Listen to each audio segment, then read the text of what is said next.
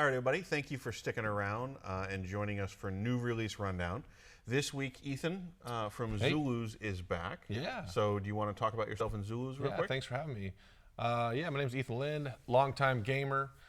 I love everything game-related. I work at Zulu's Board Game Cafe in Bothell, Washington, where we have food and beer and 200 demo games, roughly, and we sell a bunch of board games. We do Magic, D&D, tons of that. And we actually are just starting our phase 3 of our remodel. Mm-hmm. So we had our new patio made just in time for winter. And then we have a new room that's been fantastic. And then now we're actually expanding at the back. We're gonna have more, like a bigger kitchen, more bathrooms, which will lead to an expanded menu, hopefully with some healthier options and vegan options, stuff like that. And then obviously more gaming space.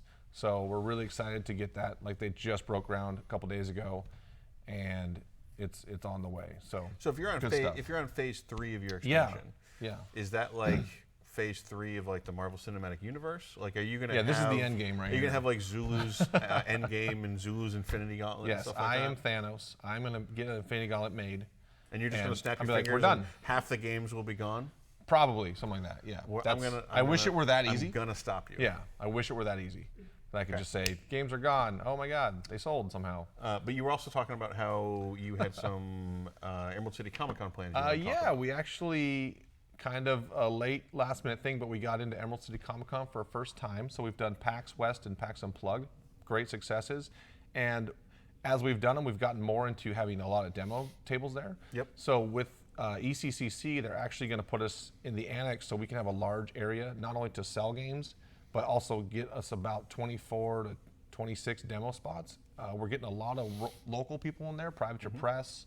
We have possibly some other guys that are unconfirmed yet. So I don't want to go too far, but we will have local guys there. So does that mean that you're running the kind of game area at Emerald City, and you're bringing other companies in to demo in that space? Yeah, so I think they have, they may have their own free play area. I'm not sure. They don't do a lot of board games at ECCC, but it's something they reached out to us and said, we want more of this. Yeah, well, so, ECCC is like it's a big comic show. Yeah. I think it's one of the biggest or most prominent artist alley shows. Yeah. Like, massive. Yeah. So I don't know if because you said that Zulus hasn't been. I don't know if you've been, but I've been. Like, absolutely. They've got that huge hall that is all just individual artists and creators with their own booth that you can go meet. It's go get your cards signed and stuff like that. Yeah, it's very great. It's a great show. They're expecting over 108,000 unique people there via ticket sales. Mm-hmm. I am talking to other companies. Like, nothing's confirmed. I'm trying to get some Renegade, AEG. A lot of the big names, and so it's very possible I could have some really cool games there that aren't even released yet. I just don't want to make any promises on camera yet, because if I'm lying, that would be bad.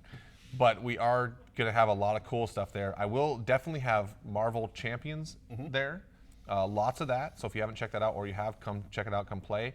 I will have Marvel Crisis Protocol there, which is actually, it's under the Asmodee umbrella, but it's by Atomic Mass Games. It's the new miniatures game, It's a new miniatures game. It's fantastic. I've played it. The developers are becoming good friends with us. They demo our game at our store every Monday. So if you want to come down Monday night, please do meet the guys. It's a fantastic game, and I will have actually, if anyone, this isn't like an official thing, but I will have the guys from the Board Game Alliance who are part of BJ Shea's Geek Nation. So if you're a Seattle person and you know who BJ Shea is, they will be there, as far as I know, the whole time playing games. Great. And you can come meet them and hang out and stuff like that. So it's going to be a lot of fun. Please come check us out in the annex on the second floor. So you brought a selection of small, petite, simple games this week. All really easy to play. And I believe you want to talk about Rallyman GT first. Simple. Is that right? Yeah, let's start there, because I actually just found out about this game. Okay. And I've played Formula D, and if you've played Formula D, this is probably, and you liked it, this is definitely a game you should get. Okay. It was based on comments from our production team, I just want to clarify, this is in no way related to or tie into Dragon Ball GT. I believe not. Look, I'm not 100%, but again, you wouldn't want to lie on camera. No, I wouldn't want to lie on camera. No, it is not. It is, however, a remake of, I believe, a 2009 game. Okay. From what my research told me, and it kind of reminded me of that old arcade game we had the rally cars, and it was like top down, or off road. Okay. Remember that game, Super Off Road? Well, I mean, these little cars are certainly very like top down from a distance kind of cars. Yeah. So if you actually pull out the board, I just left them unpunched so you can show them off a little easier. There's a ton of space in this box. I don't know if there's like an expansion coming or what, but it's pretty cool. You pick your car, you pick your color, and then everyone has the GT6, whatever that is. I don't think that's a real car. I don't know. Anyway. We're game experts, not car experts. Yeah, okay? come on now. Someone's out there like, duh. So you're like, hey, I want to be the purple car. Awesome. You get the GT6. So it's like you use the hex tiles to build like a modular board? So what's great is, you pick your car, you pick if you want like dry tires or wet tires, and you can actually swap in game with pit stops. They have a ton of like preset maps. This is just one page of how you can set up your track. Course maps and stuff like that? Or you're like, you know what, I've played enough, I want to set up my own map. You can make it as short or long of a race as you want. Now, if you've ever played, so like I said, Formula D is like high-end racing game, similar. It's also kind of like, if you've ever played Monza, like the kid racing game, kind of similar to that too. Okay. Just more advanced. So I think it's right in the middle between those two games as far as difficulty. If you're into racing and you're into board games, I mean, I definitely think it's for you. It's got a really cool dice system where the dice are actually the gears. So when you're in first gear, you roll the 1, and then you go to second gear, you roll a 2 and 3 and so on. And you're just trying to get the numbers. Now, if you get the hazard symbol. Yeah, the hazard symbol, it's not a big deal unless your car will say, so this one says if I roll 3 hazard symbols, I lose control and I crash. That is bad. I'll tell you right now. But it also has this cool thing where you can roll white dice and continue in third gear. You know what I mean? Okay.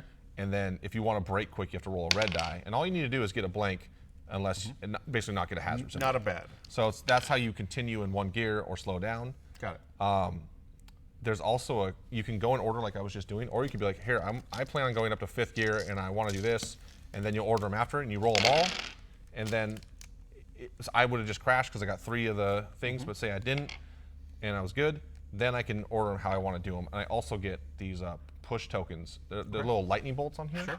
And those will help me like be a wild, like I can just skip rolling for So a it certain kind of thing. reminds me a little bit of, I think it's Formula D. It's a where lot like you, Formula D. The gear you're in determines the die size that you roll, and you're trying to land in certain spots on the board. Yeah. Yeah. Okay. So Formula D has a little bit different way of doing it, but they are similar. But it's the same idea, where Same idea. it's kind of a risk reward of going in higher gear Right. to get more dice to go faster, but it increases the chances that you'll lose control and stuff like that. And the person in front gets to go first every turn. Okay. And there's like this whole system. The thing is, there's a lot of corners and stuff, and it will say, this is the top gear you can be in. And sometimes it's like if it's a tight corner or something, it'll say the highest you can be in is 5th gear, but if you are in 5th gear, you automatically get one of these bad symbols. So you might want to actually be in 4th. So you can't just get up to 6th gear and just fly through the track. You actually have to do hard braking and slow down and stuff like that. And braking's kind of cool because say you're in 5th gear and you want to go down to 3rd gear, then that's 2 gears, so you roll 2 red dice, 1 for every gear you want to go down. Sure. So it's actually really well put together, and you can even play by yourself and do like a kind of a time trial thing and see how fast you can get through the course and stuff like that. It has like a whole grid in the back on how you do it. Yeah, well, I mean, I know, at least for racing video games, the idea of like chasing the ghost of your friends on like the Mario same track. Kart stuff. That was good times. It looked really fun to me. Like I could definitely see myself playing this game. I'm not a huge racing fan, but I love board games and I like competitive. I love dice. Sometimes random is the worst thing in the world, but when someone else rolls 3 things and crashes, hilarious. So there's that. That's Rallyman GT though. That's cool. That's basically the game. Great. How long does it take to play? Do you know?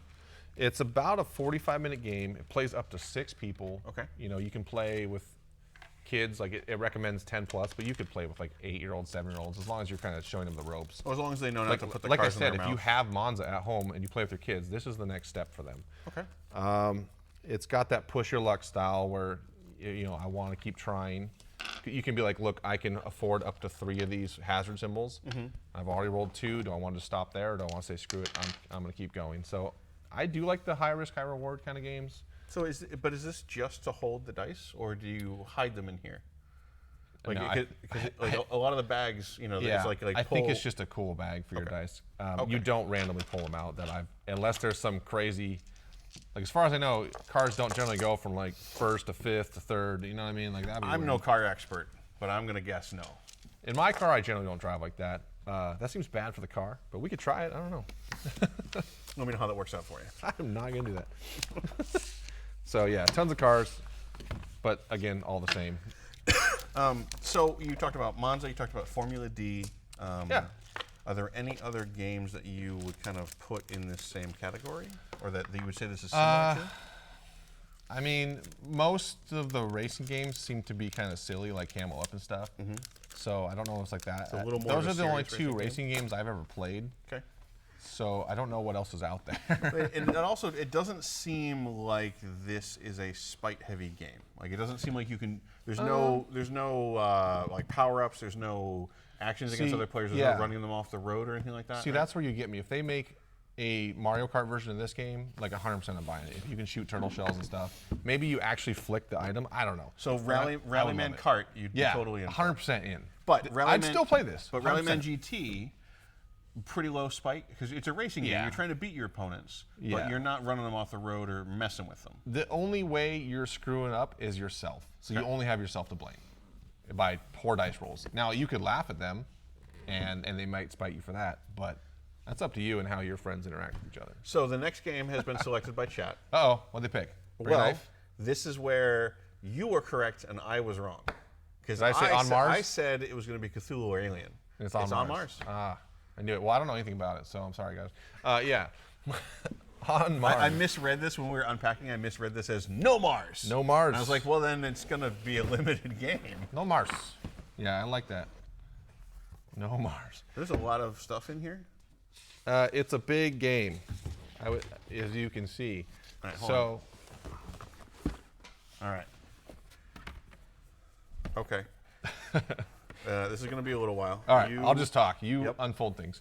So on Mars, it was made.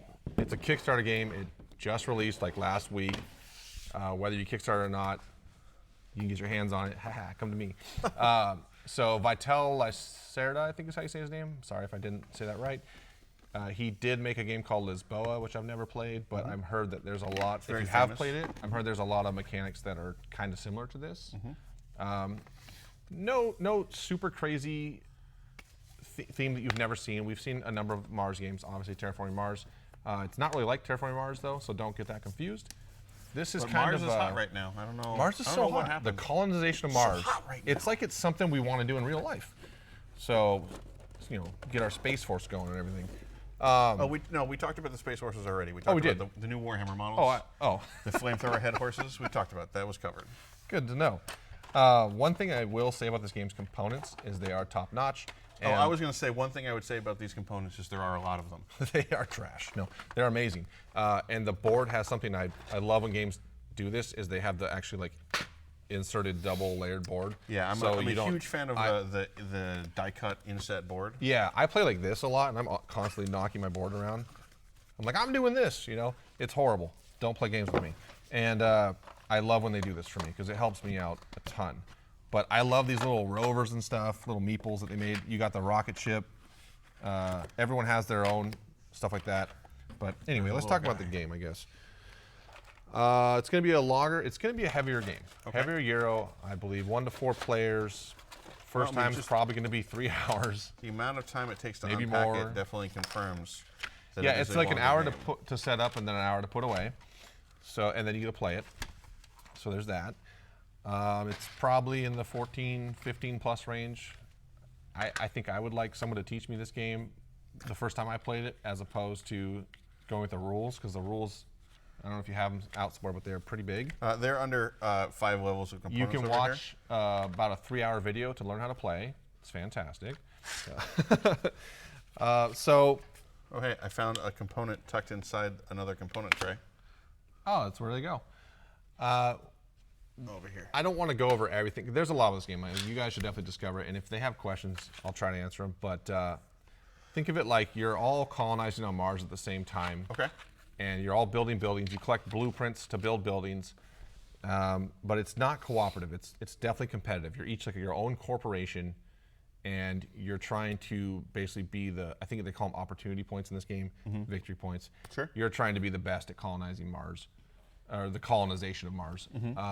So it has a couple cool things that I like. Is someone could build a building, and then say they have the advanced version or whatever, they have access to that building, no one else does, but you can recruit these scientists, and then you can use your scientists to use those abilities. Okay. So they're not. So, like, do you have your scientists study their building, or do you have them, like, go undercover and infiltrate it? No, they're actually, like, not infiltrated at all.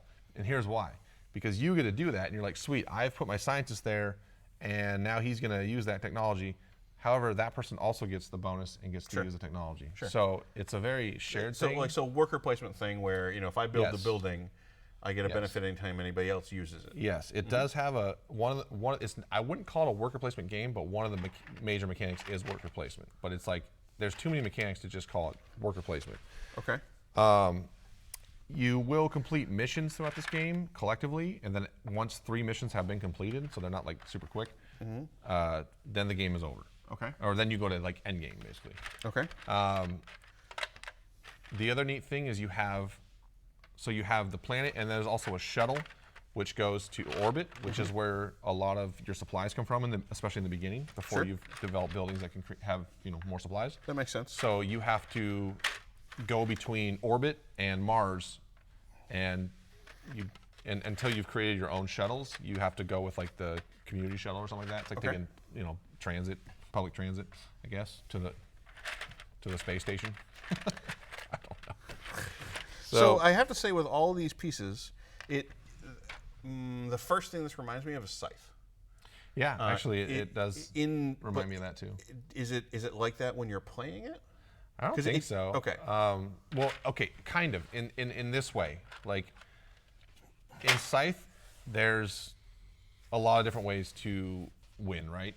Sure. I mean, you can go military, you can go whatever. It's part of the fun of Scythe. This has that same element where there's not one specific way. Like Rallyman GT, there's one way to win, across the finish line. This game has a lot of ways to win, and if you try to do them all, you're almost guaranteeing that you will lose. Okay.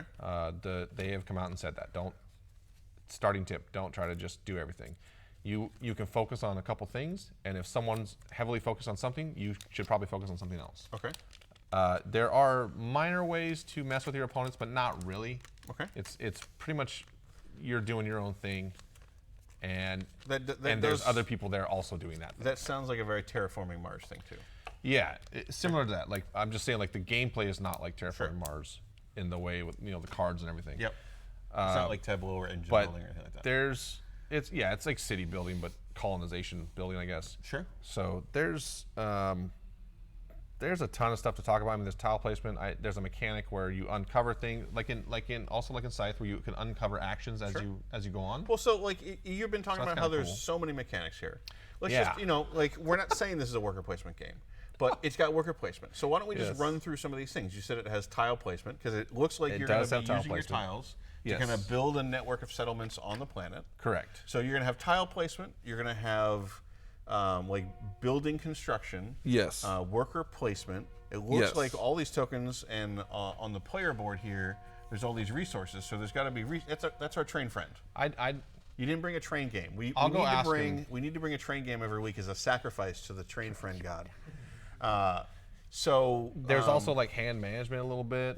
I mean, there's a lot of mechanics. So it sounds like it's an ambitious game that borrows a lot of mechanics. Yes. But I think fundamentally, like, can you summarize what it feels like or what it plays like? Because it sounds like you're tile laying to build an engine infrastructure on the planet. And the way that you utilize that is going to be hand management, card management, worker placement, resource management. Right, and that's what I'm saying. Like, there's all those things exist, and you need to utilize what works for you. I mean, and everyone also has their own board where this is your Scythe stuff where you're uncovering things, I believe. But the boards are all the same, so they're all the same. It's not like asymmetrical. Great, yeah.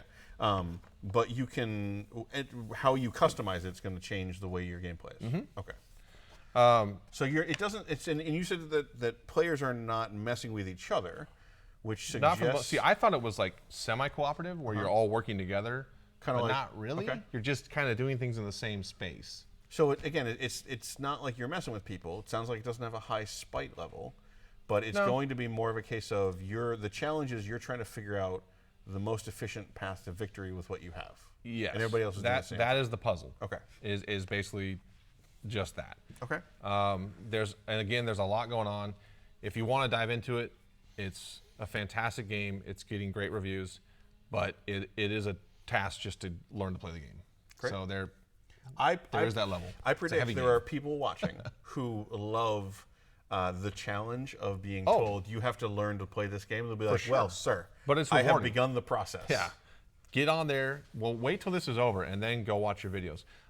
If you do, quick plug, if you do buy it from us, we do have the Kickstarter version, and it comes with extra boards and like a promo card. Okay. Is this the Kickstarter version? This is the Kickstarter version. Okay. I did not. Well, I don't know if there even is a retail version yet, but I don't know. But they have an extra thing that I did not bring. Okay. We do have that. The game is. It's not like a huge statue or anything, right? No, we'll get to that. Okay. What else was I gonna say?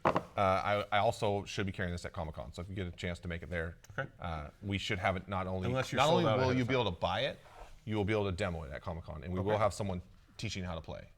How long is this game supposed to last, though? It's supposed to be like 2 to 3 hours, roughly.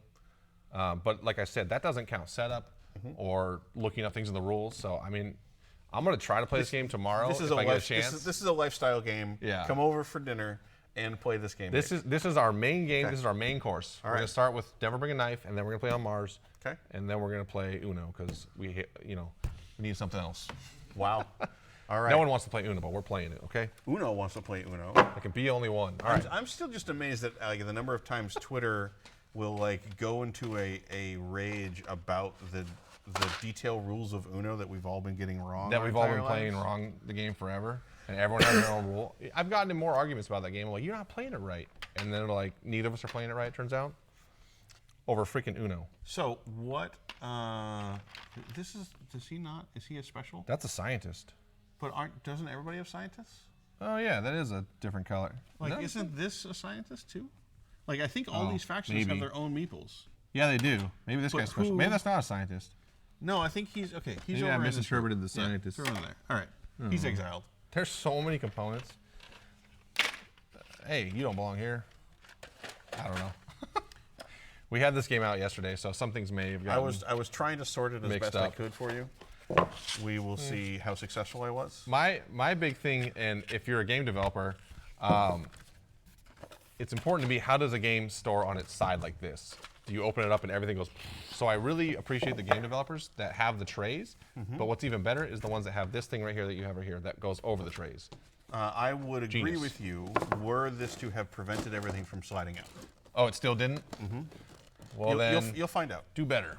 Actually, a lot of them will make a cover for each individual tray, which really helps. Let's see if we can get the board in here. Oh, there's that board too. I forgot about that one. Yeah, because as a board game cafe, I mean, that's how a lot of our games get stored, and so the worst is when you go around and you see a game opening up and the pieces are everywhere. Just a personal pet peeve. All right, so. And then these somehow fit in there as well. What game is next, by the way? I don't know. Did we? I don't think we did another poll. That's the only game they cared about. Well, I think we do a poll, and then we pause, and then we pick a game. Oh, they'll do another poll. We just sit here and wait. No, we have plenty of games. Oh, we're picking a game. Yeah. So we're gonna slide this one over. Let's do the knife game. The knife. Yeah, keep Hope going. that answered some of your questions on Mars. It sounds like On Mars is. You're gonna have to do more research on your own, but if that piqued your interest, go from there. So I want to do Never Bring a Knife because I like social deduction games, and this one sounds fun. I've heard Cash and Guns, obviously. I did not shuffle the deck so that you can actually see all the different things. Okay. So this is gonna be a quick one. So get your poll going now. Really simple premise. You are at like a heist or you're on a job, a crime, right? Say you're a bank robber or something like that. And at the most pivotal moment, it turns out that say you're playing with 8 people. It turns out half of your crew are not criminals. They're actually undercover cops. So we got the money, we're trying to get out of here, and now we're like, whoa, this has gone south. So everyone is going to have a secret role, and they're either going to be a criminal or a cop. And your job is, if you're a criminal, you're trying to, without knowing who really anyone is, other than you'll actually know who the person to your left is and yourself, you're trying to figure out, like, deduce who is on your team and who is not, whether you're a cop or a criminal. And you're trying to... So you know the loyalty of the person to your left? Yes, you do know who they are in the normal rules. And you're trying to kill someone on the opposite team collectively, except you may not know. So I might be a cop, and I found out the person next to me is a criminal. So I know immediately I'm not working with that person. Now, there is a mechanic that screws things up where there's also a boss. And the boss is, say we have 8 people, we all randomly are a roll, and then the 9th card will go in the middle, and no one knows what that is. But there is an action where you can swap your role with that, and now you're the boss. And then you find out what side the boss is on. So that's kind of cool. But then that could also change someone's role, and then you're like, I thought this guy was this, now he's not. Anyway, game ends when someone takes 3 wounds, and they can't mitigate it with like a heal or an armor. And then if you're on the team of the person who, like, say a criminal was killed, and you're on the cop team, it was revealed everyone on the cop team wins. If you're a criminal and a cop gets killed, then the criminals win. Super light, fun. Maybe an older crowd. I don't know if cop killing and criminal killing is the best thing in the world, but it's just a light game. Don't take it. This is America. Violence is okay. We love it. So are these like the wound cards? Yeah. Okay. A bullet shot in a wall. I don't know. But okay, so there's more going on, right? How do I actually wound someone? So there's 2 phases in this game. One phase is like you play these cards and you have things like intel to find out what someone is. You have the mole where you can switch your role. That's where you switch with the boss card. You get money. Having money is good because you can spend it to heal wounds. It's like 3 money heals a wound somehow. I don't know if you just jam the money in your wound or what, but it works. I mean, that's what movies have shown me. Yeah, you need it. Armor cancels a gun stack. So like on your turn, you'll play one of these cards on someone, and then at the end of the round, after like you can only get 4 cards on you, but then when someone are you playing the cards face up or face down? The first one's face up, and then after the person's gotten 1 card, the rest are face down. Okay. So, and then once you've gotten 4, you can't have any more. And then there's like a reveal phase called the money talks phase. You flip everything over, see the results, and then that's where you get to spend money to heal wounds and stuff like that. So is the only way that you get money is if somebody played money on you? No, I think... Because, do you draw cards into your own hand? You keep the money? Yeah, you do. Everyone gets 4 cards. I think you can also play cards on yourself. Okay. And then for every 2 guns you have on yourself, you take a wound. So that's kind of the cool... And all the guns have different pictures, which is kind of cool. So the kind of... What I think is neat about this game, though, is that because you don't know who everyone is, who do you shoot? I mean, the and if you know the person to the left and you're just shooting that guy, well, clearly you're on the opposite team as them, and you're giving a lot away. So you don't want to give away information, but you also don't want to accidentally kill someone on your own team. So I just like that idea, and I think it's whether or not it gets executed well, I don't know, but the game struck me as like that sounds kind of neat. And you had a chance to play it or no? No, okay. I just watched a bunch of videos, and I was so gonna play it, and it didn't happen. And I was sad. Well, I might have a chance tomorrow. Yeah, I'm a huge fan. Do you have like a game day tomorrow? Is that what's going on? No, you're gonna play on Mars. You're gonna play this. There's a group that comes in. They're doing birthday party. They do like every time one of them has a birthday party, they come to my store and play from 10 a.m. to midnight. And they invite you to play too? Yeah, they love me. Is it your I'm group? the best. Is it your it's birthday? Not my group. No. Is it your birthday? It's not my birthday. Okay. On your birthday, are you going to invite them to come to your store to play with you? Absolutely not. You kidding me? No. No, these guys are hardcore, and they will game for 24 hours if they could. Actually, they have, because they've done Extra Life at my store, and that's 25 hours. But where were we? Yeah. Yeah, so this is a social deduction game. This is a lighter social deduction game. You've got some limited information. Yeah, you've played Resistance or Secret Hitler. Those can get pretty heavy. I've played a lot of intense games of those where people have actually gotten I love them. Actually upset and I love them. Left the game. This is going to be a little lighter. Still some spite, but it's more like this is going to be like 20 minutes to 30 minutes most games. It's not supposed to be like I've played games of Resistance that we started at midnight and we're like, all right, one more game. Last game was quick. It took 30 minutes. One more. It ended at 4:30 in the morning. You know? So you might have a problem. I don't have a problem. They have a problem. Okay. So, but like this is the new game from Atlas. Yeah. I think the element of knowing for certain who's on your left is interesting. It kind of reminds me of, have you played, it's not a social deduction game, but have you played Cursed Court? No, I have carried that game. It's really good. It's a bidding game, and you have some information about like kind of it's a deduction game where you have some of the information of the cards that are come up, and you're trying to bet which ones are most likely to show up in which arrangement. It's a really kind of neat thing. But you know, if you're with multiple players, you kind of you and I would share a piece of information. Yeah. And I would share a piece of information with the other person. Yeah. But you wouldn't know like the whole string of information. See, I like that. It's really neat stuff. I like it sounds that like type of game. Sounds like they use some of that stuff in this one too, where you know what the person on your left is doing. Right. I really like when you have limited information and you're trying to navigate how to win a game. What's the minimum number of players? 4, and you can play up to 8. Okay. Well, I mean, with 4 players, that would be interesting because you would know half of. So I think with 4, you don't actually look at that person. So you just know yourself. There's a guide in there that's how to set up the game with a certain amount of players. Sure. It sounds like 8 is the ideal, so definitely a good party game. Also, it's really cheap. It's like $18 MSRP, and so. So if you're looking for like a kind of a new simple deduction game. Yeah, and I do want to point out that I will every time I bring these games like here, I have these games. These are all demo games. So the only one that you can't really demo is Alien, but I do have the book, and you're more than welcome to check it out and read it. Like not check it out like take it home, but I mean take a look at it. Yeah, you can demo it. We're not a library. You can demo it if you can find someone to run it for you.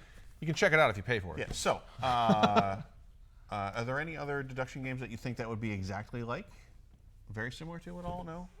Seems a little bit simpler than most. The only one that I ever played that was like that I can remember is Growl, which also is kind of along the it's along the werewolf theme, but it has the same idea where you're playing cards. You play bites on people. Okay.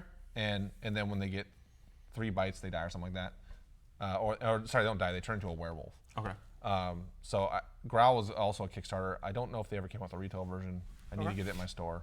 Also a fantastic social deduction game. So I would check that out if you're a fan. All right. Well, the next game, we can choose either Alien or Chihuly. Chihuly. Well, Alien's right here. Great. So Alien. Okay. So if you wanted Chihuly, too bad. I should have put an eye patch on one of his eyes. Is that okay? I love you, Chihuly. He's not watching. So Alien, awesome. If you're like me, you love Alien. Here, hefty book, right? Yeah, I got the special weirdo alien skin cover version. Oh, there is one? Yeah. Oh, that's cool. Have you gotten a chance to try it out yet? Okay, Yeah. so I then ran you can it. definitely help me. Okay. Because I want to play this game. I've been reading the book a little bit, and I like that. So like D&D, obviously king of the role-playing games. You got to buy 47 books going on. You know what I mean? This game has everything for the player and the game master or game mother in one book. So it's just one book. If you want to be the GM, you buy this book. If you want to be a player, you buy this book. Well, it does help that Alien is not known for its large menagerie of weird monsters. There's like a couple. There's like 3, 4. So I've read it a couple of times. I have not read the full book because when you pre-ordered it, or when I pre-ordered it last year, they sent you like the cinematic starter kit, which came with an adventure. Which is just the one adventure. Yep, it came with the adventure. It came with the quick start rules. It came with some pre-generated characters. Okay. So I haven't done character creation, and I haven't looked at like how a continuing campaign would work. So that's kind of one of the unique things about this game is it has one-offs that are like, they call it cinematic mode or something like that, where you just play one mission. You can just use pre-generated characters if you want, and there's a good chance you're going to die, and that's fun. And I was told everyone has like secret agendas and stuff. Yep. And that their agenda could be make sure no one survives or bring an egg back for study. You know what I mean? Like it could be all or kinds the of agenda crazy could things. be as simple as you just want to make as much money as you can. Right. So it could be a good thing, could be a bad thing. I mean, that's kind of how it is in the movies. Some people have secondary agendas. You think they're on your side, and it turns out they're just with you to use you. And then people die. Now, the one thing I don't know is how long it takes to play one of those. Yeah, it depends. If you died, and you're just okay. I'll see you guys later. Well, I mean, there is that. But so I ran it at Origins, and I ran it for Girl Scouts the other weekend, which was hilarious. That sounds awesome. Because none of the Girl Scouts had seen the movie. Well, yeah. What are they, like 12? Probably like 15, but yeah. Okay, sure. So I had. And the movie's 40 years old now.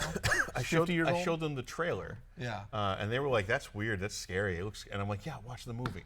But it was really funny because they stressed themselves out way easier than me doing anything. That's hilarious. Like I would describe a dark hallway, and they'd be like, "No, like I'm not going there. That's terrifying." Well, your other option is another dark hallway. Yeah. So I've run it twice. That intro adventure, and we've gotten maybe a third or a halfway through it in a night. So I think that at a relaxed pace, you can probably get through that in about 3 nights or so. Oh, so is it continuation? Yeah, there's an Act 1, Act 2, Act 3. Like, it really depends on how on the ball your players are. Okay. Which is probably, for most people, not super on the ball. Because that's the game, the cinematic style was what was portrayed or was explained to me, where you're playing and you're most likely going to die. Maybe you survive, awesome. But the longer play mode is where you're probably creating your guy for the most part and playing a normal style campaign. I don't know what happens if you die there.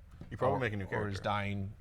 I imagine you just make a new character. Like I think like this, it probably wouldn't be Alien if you had like a plot point you could just spend to not die. Yeah, and they have a cool timeline in the book too. It shows you like where it's at. It's like 2183 or something like that.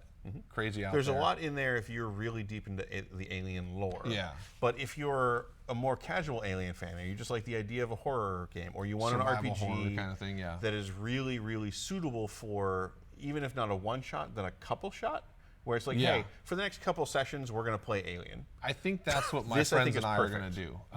I got this for him for Christmas, and we don't get together enough to play like role-playing games like crazy. So I think we're going to try that whole thing. It's real good. And what's great, also, we've been playing a game called Nemesis, if you ever heard of it, which is 100% based on Alien, but done amazingly. And if it ever comes back to retail again, please get it or find it on the internet, but it's expensive. The nice thing is it has, if you like, you want stuff to play with, the models are perfect for it. So that's an option. Or there's other Alien miniature games out there that you can use to get the Alien miniatures, but they're not, Yeah, you don't technically need miniatures. No, you don't at all. But if you're that person that likes the visual the version that I got also included a bunch of tokens and a map that you can use. Yeah. But that's really just to note who's in what room, so that when someone happens to, I don't know, lock an airlock or vent out into space, then you know who is affected. Where you are. So yeah, if your buddy vents you into space and hey, sorry, go order pizza. Yeah, so somebody was mentioning Dread would be a really good system for Alien, and they're absolutely right. The system that this uses, because this is from Free League, it's the same one that they used for Tales from the Loop, Tales from the Flood, and stuff like that. Mutant Chronicles. Not Mutant Chronicles, but Mutant Year Zero. Mutant Year Zero. So basically, you just have a die pool of D6s. The Year Zero engine. You're rolling them. You're trying to get a 6. Yes. You just need one usually, depending on how difficult.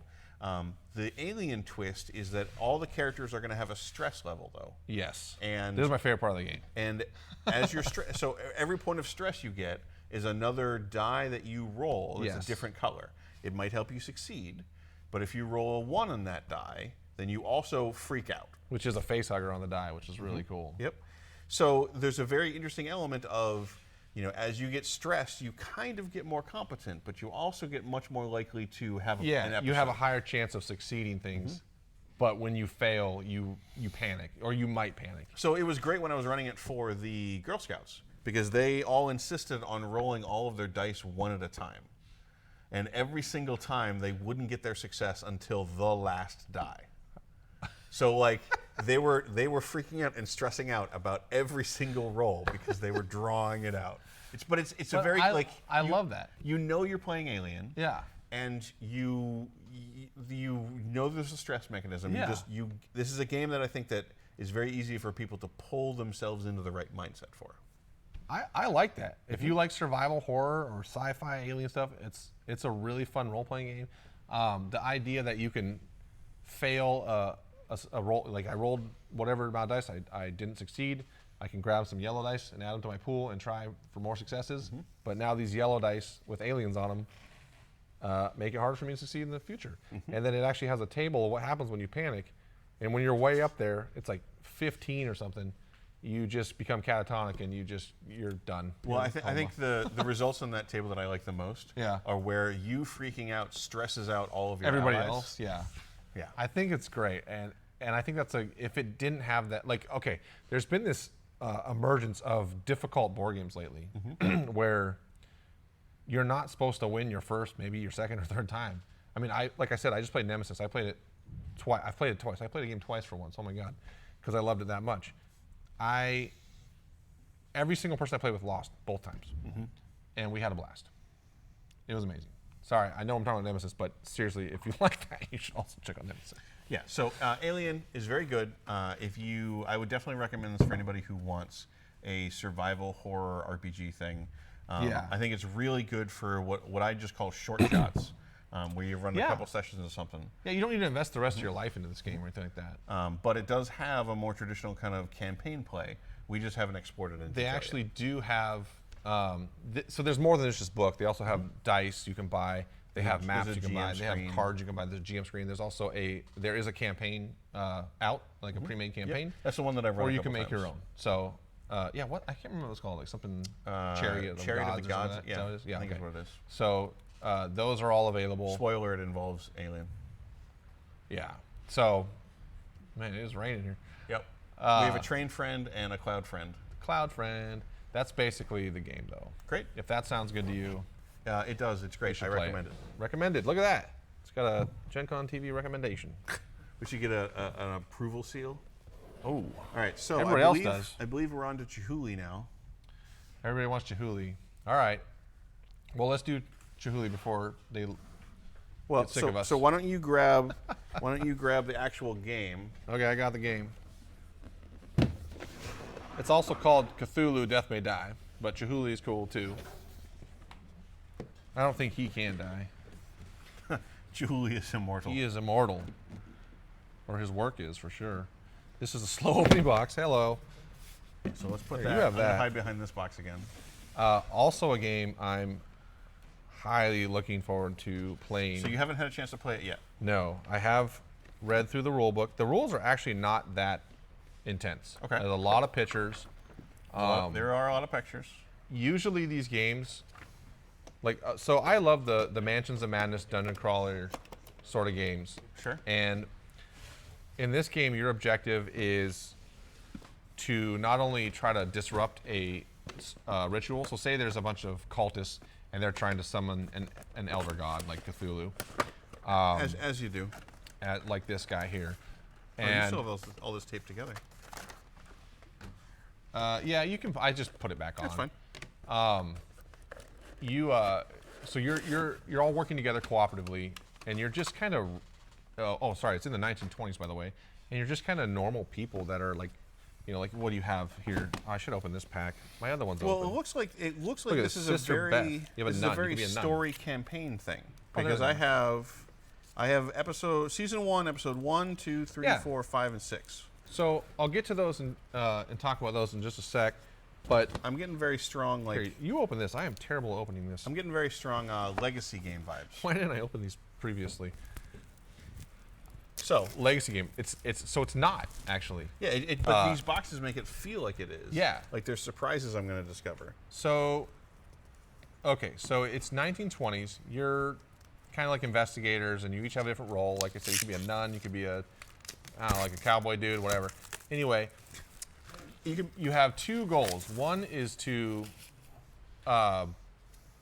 disrupt this ritual of summoning the elder god, which will actually happen. He will get summoned, and then after you've disrupted the ritual, you will fight him. Now, whether you disrupt the ritual or not, he'll still get summoned. I think it just makes him less powerful if you can actually succeed. And if it plays in two phases, so one is trying to figure out what's going on with the ritual and how to stop it or disrupt it anyway. And once you've succeeded that, he comes out. Yay! And now you don't use that miniature. You use one of the smaller ones. This guy here is like, this is the normal Cthulhu. One of the smaller miniatures. One of the smaller ones, which are still massive. Oh, I opened this one. Yay! So like that's the normal size Cthulhu right there. Okay. Very similar model. He's still got that well sculpted butt. Just a nice butt on him, and that's what you can look forward to. So no one can die during that phase. Okay. Before he's been summoned, Once he's been summoned, then you have to defeat him, and at least one person has to survive. Okay. And EA, So you've saved all the gloves world. are off at that If point. you don't, the world is done, and we no longer exist. Easy, simple as that. And there's a bunch of different. Here's the Star Spawn of Cthulhu. The models are amazing, as Cool Mini or not always does. So for that factor alone, makes me want to buy it because I'm a miniature fanatic, and I just love owning them. This Haster miniature is pretty great too. I just need to own them. There's also a lot of add-ons for this game as well if you want more. So chat was mentioning some of the amazing characters here. Now that we've opened this, oh sure, we do have Battle Nun. we have the Battle Nun. We have Basically Black Indiana Cowboy. Jones. A kid. Pyromaniac Child, Which makes sense. I like this guy. He's missing an arm. One-Armed Soldier, Yeah. Young Lady with an Axe, Yeah. Safe. Egyptian Guy with Gun, Fortune Teller, Lady with Gun, Yeah. My favorite. Rasputin. Yeah. Like everybody, like Yeah. sure, this person, Rasputin. Yeah. Okay. Who's not picking Rasputin? I know. How would you not- he and can't. then He's so hard to kill. Rich Guy with Gun. And then they All the have, classic archetypes. on the back, they all have differences in how they play and what their specialties are and stuff like that. Their Sure. weaknesses. Now, quickly, this game. So most of these games are like campaign mode, right? We play episode 1 through 6, and then we've beaten the whole thing. Yep. Every single one of these is its own standalone playthrough. Okay. So you do not have to play with the same characters. You do not have to play with the same group. You can replay things, whatever you want to do. That comes with 6 episodes. Each one has like a different, like each god has different minions that they try to summon and all that stuff, and they're all different. So it's not just like the same idea through every episode with a little bit of a twist. And then if you're insane like me, and you want the Mega Cthulhu, you can buy Megathulu. that as an add-on. That's actually a Kickstarter only thing, but you can find it still. I think we have a couple left. They're like $200, and it comes with its own mission. And that is the board. You're gonna need an airbrush to paint that. I actually am getting an airbrush right now because To paint my new life goal is to paint that. Give me the thing. What, Yeah, the rules? no, the Oh, the plastic. Now, my favorite thing about this game, like I've played Mansions of Madness, I've played Arkham Horror, I love all those games.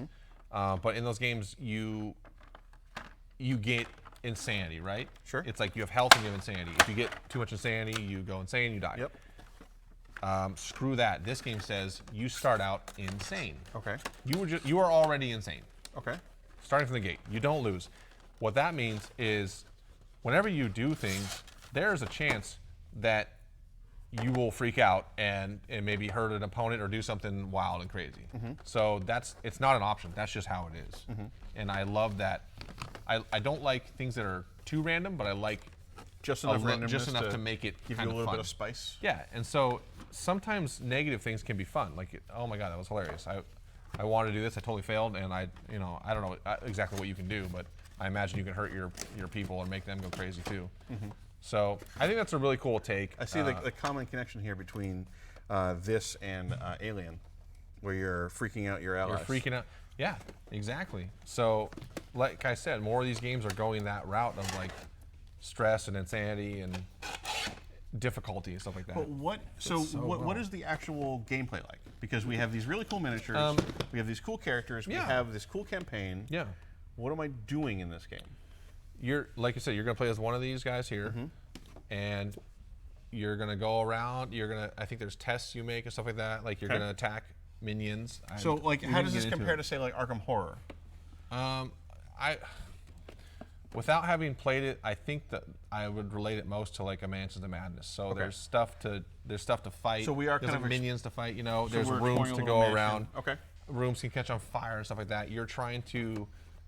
I think there's a little bit of detective work. Like you're trying to figure out how to stop the ritual Or collect a certain number of I think clues events or and stuff something happen like that. Some of that. Okay. So, yeah, I don't know. Again, maybe I'll play this game tomorrow. No, I won't. But I really want to play it. I challenge you. Here's the track, I challenge by the you to way. play all of these games tomorrow. Oh, I wish. That Cthulhu miniature actually starts here, and when he gets into the red, that's when he's summoned. So Okay. you have that much time to stop the ritual. And then another marker goes on here, and if you don't beat him by the end, or you die by the time it gets to here, then you also lose. So I've also noticed that in games, there's more ways to lose than there are to win. Like a lot of games, like here's how you win. Yeah. Here's how you lose. Yeah, Like 10 ways. that tends to be the way that co-op games work. Is you're trying like to walk that. that tightrope and thread that needle to yeah. the one victory condition, and there's a million ways things can go wrong. And co-op games are great. And what I've realized, if you're new to co-op games or not, it's generally good to stick together. We never do. We never do. We always lose. So know that. That's probably good advice for D&D too. Yeah. Yeah. Together. So like just the rule summary in the back here just suggests that you take 3 actions, you draw a card, you investigate or fight, and then there's just end of turn bad things. So it seems like your events or whatever. Yeah, it seems like you're basically just kind of exploring the little map, dealing with problems that come up, and trying to prepare yourself to deal with the elder god that's going to end up getting summoned. Yeah, to me it felt like it's drawing off of other games. Eric Lang does a lot of the games I like. It's Davio and Lang who did a number of legacy games too. So if you're into that stuff, if you're into Cthulhu, you're into miniatures, it's definitely for you. If you like games like Arkham Horror, Mansion of Madness, Eldritch Horror, any of that world. What I just really want is I want to be able to buy these miniatures separately to put in my Warhammer army. Can I also note that there's a Nicolas Cage movie coming out, apparently? Okay. That's in the Cthulhu universe? Colors Out of Space. But when I think Cthulhu, the first thing I think is like, let's get Nick Cage in there. I mean, that's, what the heck, Hollywood? I don't know. I haven't seen it. It's not out yet. But apparently it's... That's weird to me. Apparently it is fantastic. Maybe it's his... And deeply uncomfortable. Maybe it's his resurgence of Nick Cage. Well, so here's the thing. I think National Treasure, you know what I mean? Like that's, or Gone in 60 Seconds. Nick Cage is real weird. He's done some weird How movies. would you describe most Cthulhu protagonists? Odd. Real weird. Yeah, okay. So I just thought it was odd that he was in it. I was like, oh, I just watched the trailer. I'm like, okay. Yeah, apparently he's really good in. All right. So, I'm excited for it. Sounds like while we were ranting about all of that kind of stuff, we got chat 2 games decided left. that Paris New Eden was the thing that they wanted to see next. All right, guess what? Played this game. What'd you think? Well, let's put it this way. It sounds like a if complicated you like opinion. post-apocalyptic survival games, like rebuilding your world, it's for you. But This is really cute. But it's super light. So it's not like that nasty post-apocalyptic, cannibalistic Mad Max world. It's something you could play with your family and kids, and it's like an hour. This is not something you normally see on the back of the board. That's the back of the board. Yeah. So there's no like Walking Dead. There's zombies or there's people trying to fight each other. I feel like everyone's they're just working together. I feel like they're trying to set a very clear tone. It's in Paris. And they're using the back so of the everyone board in Paris to do is nice, apparently. that. And That's not what I hear about anybody who's been to Paris. That's what this game is telling me. And it actually has known locations like the Eiffel Tower. They also are all other things that I don't know the names of because I'm not very well educated. The Louvre. So, it does say there. So apparently in post-apocalyptic, generally the world turns into a wasteland. But in Paris, it becomes very lush, and there's vegetation and forest everywhere. So, which I think is actually an interesting take. It looks like somebody bases themselves out of the Louvre. Now, That's what that is. And Yeah. This is some other no, famous that's Victorian the greenhouse. Black Pyramid. You guys, come on. Yeah, the famous Parisian Black Pyramid. Yeah, everybody's familiar with that. That's where the Remember Necrons came from. The Necrons, yes, the monolith and stuff. So we've got lots of dice. So this is one of the main mechanics. This game has the objective of the game, most like other games, is to get the most victory points. But there's 3 specific ways you get victory points. That is through Throwing them up in the air, finding them with binoculars, Yes. and playing feeding sports. your population, completing events, and secret missions that you'll reveal at the end. Okay. That you gain as you go. Events. So there's 5 types of like people you can recruit into your colony, right? Into your refuge, as they say, and that is done through drafting dice and a couple other things. You're basically drafting these people. You have your tinkerers, which help you get cool advancements and special abilities throughout the game.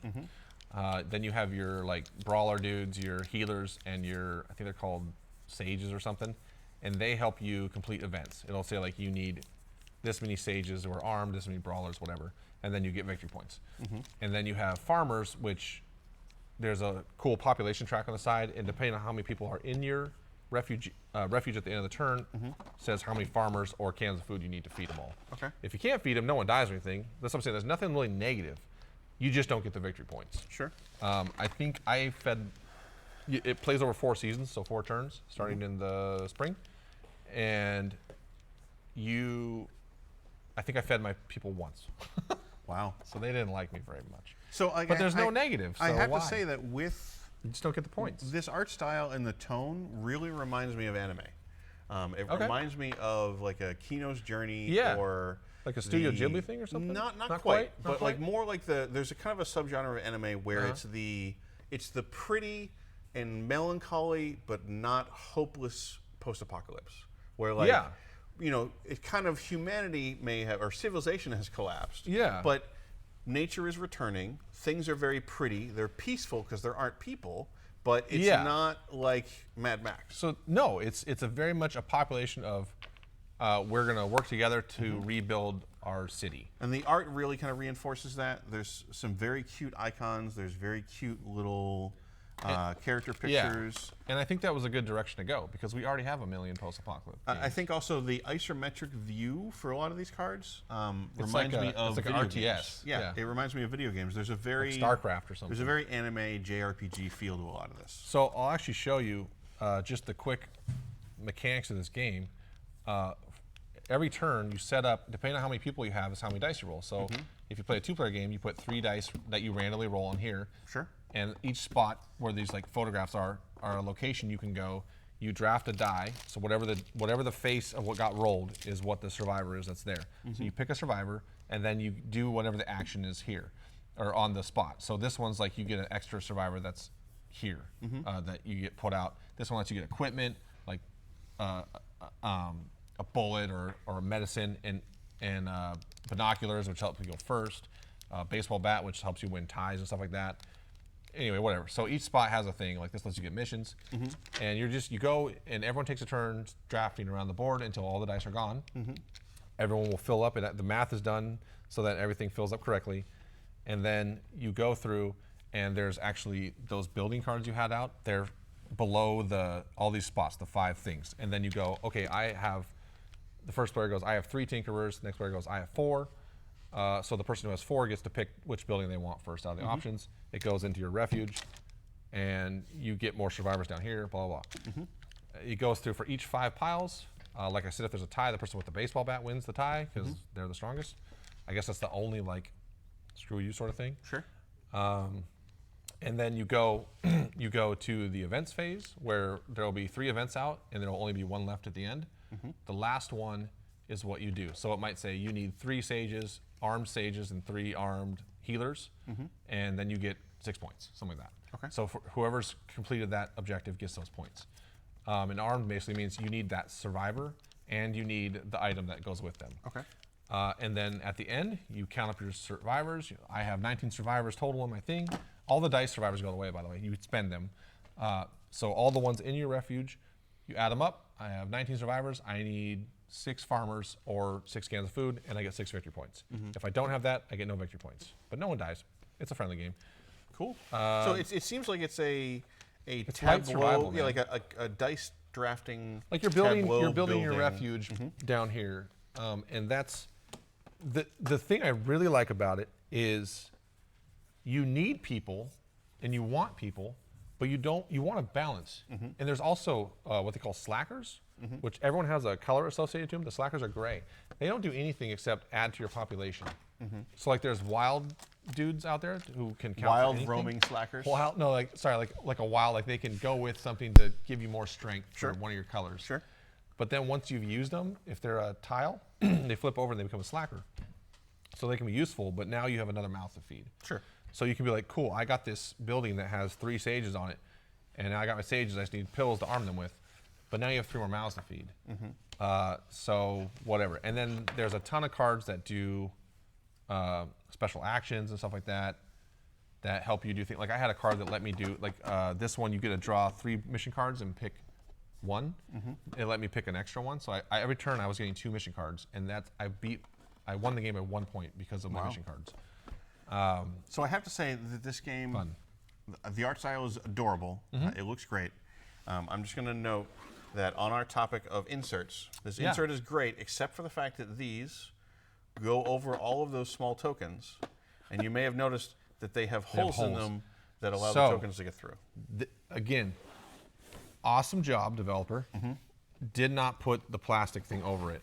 So this game, if you store on its side, it will fall all over the place. Even though it fits perfectly in the box and everything's great, and these, these go there. I knew we were missing You do not want to store it on its side. I made that mistake already. I'm going to stand it back up. I'm actually going to get little bags for everything to put them in. But this is really adorable. Like, did we have it stood up and it didn't fall over? No, it falls out a little bit. Yeah. A little bit. So, like, this is a very adorable game. I really like that art style. If you're a big fan of kind of what I would call, like, melancholy animes, then I think this is really right up your alley, it seems like. And I would say, too, like, it's a good family game or just lighter game. So maybe you like that style of a post-apocalyptic world or the city building. Sure. But you don't want a heavy, like, where, you know, there's no insanity. No one's going crazy in this game or panicking. This is the opposite of these two games. There's not a high stress level. A lot more easy to play. I could play this with my wife, and we had a great time. Are there any games that you would compare it to, though? Ooh. I mean, the art style is definitely a little unique. I mean, it's got a few elements of, like, a lot of games, you know, where just those mechanics of drafting. I think I've just never seen it in this exact same. See, it's already falling all over the place. I tried.